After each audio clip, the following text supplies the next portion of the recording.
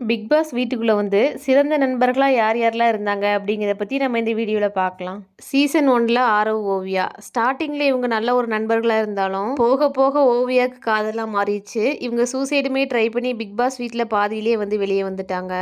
ஓவியா வெளியே வந்ததுக்கப்புறம் ஓவியா ஆர்மி அப்படின்னு கிரியேட் பண்ணி ஓவியாவுக்கு நிறைய ஃபேன்ஸுமே வந்து கிடச்சிருந்தாங்க.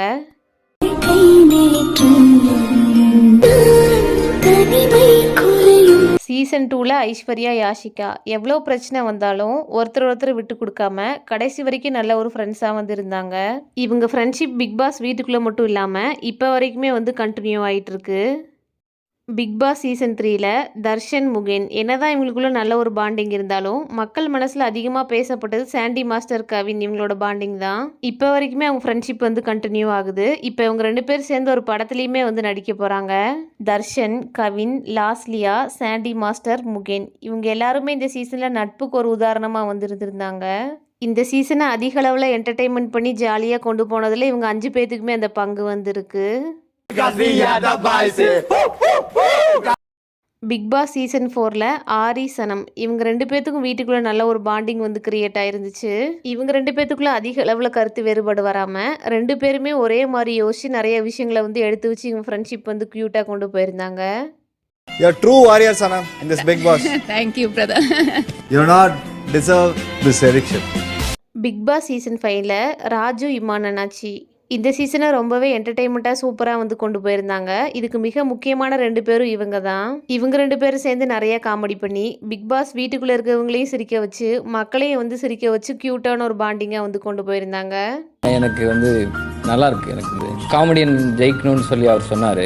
நான் ஜெயிச்சாலும் அவர் ஜெயிச்சாலும் நான் ஈக்குவலாக தான் ஃபீல் பண்ணேன். பிக் பாஸ் சீசன் 6ல் ரக்ஷிதா, ஷிவின் வீட்டுக்குள்ளே வந்து தான் இவங்களோட ஃப்ரெண்ட்ஷிப் வந்து கண்டினியூ ஆச்சு.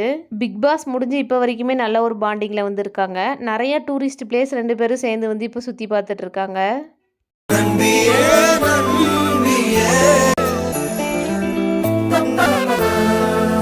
பிக் பாஸ் சீசன் 7ல் மாயா, பூர்ணிமா நிறைய பேரால் வெறுக்கப்பட்ட ஒரு காம்போவாக இருந்தாலும் இவங்களுக்குள்ள ஃப்ரெண்ட்ஷிப் ரொம்பவே ஸ்ட்ராங்காக வந்து இருந்துச்சு. நிறைய மக்களுக்கு இவங்களை பிடிக்காம இருந்தாலும் இவங்களுக்குள்ள இருந்த ஃப்ரெண்ட்ஷிப் வந்து நிறைய பேருக்கு வந்து பிடிச்சிருந்துச்சு. Hi Purnima, I'm a big fan. Maya, big fan too.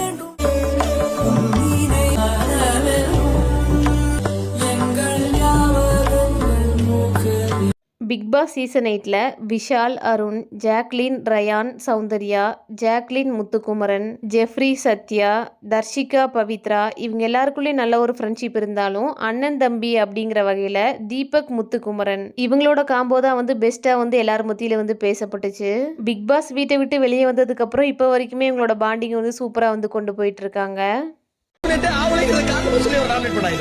அவரை நாமினேட் பண்றதுக்கு காரணமே இல்லாம இந்த வீட்டுல உருவான மனுஷன். அவர் ஒரு பிள்ளைக்காக விளையாட வந்தேன்னு சொன்னார் சார். இன்னைக்கு நாங்க எல்லாரும் அவரோட பிள்ளையா மாதிரி நிக்கிறோம் சார். அதான் நான் என்ன சம்பாரிச்சோம் இல்லையோடா, இந்த மாதிரி உங்களை சம்பாரிச்சிருக்கேன்டா, அது போறேன்டா எனக்கு. பிக் பாஸ் சீசன் 9ல் விக்ரம், கனி, விக்ரம், சுபிக்ஷா, கனி, எஃப்ஜே இவங்க எல்லாருக்குள்ளேயும் ஒரு ஃப்ரெண்ட்ஷிப் இருந்தாலும் மக்களால் அதிக அளவில் பேசப்பட்டவங்க அப்படின்னா கானா, வினோத், கமருதீன் இவங்க தான். இவங்க 2 பேரும் மக்களோட ஃபேவரட்டாகவே வந்து மாறிட்டாங்க. ரெட் கார்டு வாங்கி கமருதீன் வீட்டை விட்டு வெளியே போகும்போது இவங்க 2 பேரும் சேர்ந்து நடந்ததும் சரி, கமருதீன் லாஸ்ட்டாக வினோத்து கிஸ் பண்ணிட்டு போனதும் இப்போ வரைக்கும் ரொம்பவே ட்ரெண்டிங்கில் வந்து இருக்குது.